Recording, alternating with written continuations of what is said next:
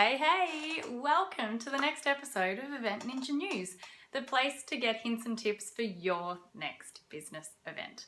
Now, this episode follows on from last week. We're still talking about sponsors, where last week we spoke about how to approach your sponsors, and I'm going to take you through our little template on what we include in our sponsorship document. Now, the idea with your sponsor document is not to get all fancy about it. It just needs to be a really clear, concise document that you can send after you've had a conversation with a potential sponsor. So what do we include in ours? Number one is just a quick overview of the event. This is talking about your purpose, your passion behind the event, the reason why you're holding this event. It doesn't have to be long, a couple of paragraphs or maybe even one paragraph here is totally fine. Section number 2 talks about the details of your event. So here I'd like to see the name of your event, the title, the venue, the timing, the type of catering that you're going to provide. So giving the potential sponsor a bit of an idea of the look and the feel of the event. By including these details, it also says, yeah, this is a real event, we've thought about it, and this is happening. Section number 3, and this is a really important one, is talking about the audience. So who's going to be in the room at your event? Who are you going to be inviting to your event?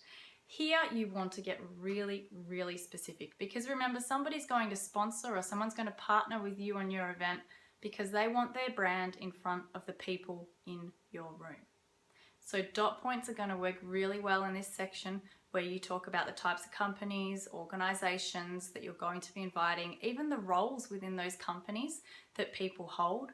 Maybe you've got some examples of past company names that have attended your event. This is great to include here. So go nuts, get as specific as you can, because remember, this is going to be the reason why people will sponsor and partner with you. Section number 4 is all about what do we want from you? And that can simply be your heading. Be as clear as possible. Don't be cryptic. Don't include, long, complex sentences and words. Just get to the point. What would we like from you? Dot points again work really well in this section, depending on what you want from a sponsor. Maybe it's sponsorship money, where you could have a little matrix of different sponsorship levels. Or maybe, like for us, we're planning a national roadshow at the moment, and we're partnering with companies and we're asking them to send our invitation to their database. And that's simply all we want from them in this section. We'd love for you to send our invitation to your database as part of your EDM or a standalone email. The next section, so you've spoken about what you'd like, and then you need to tell them what you will get in return. Again, that's a great heading that you can use because it's clear and to the point, and make sure these sections come one after the other.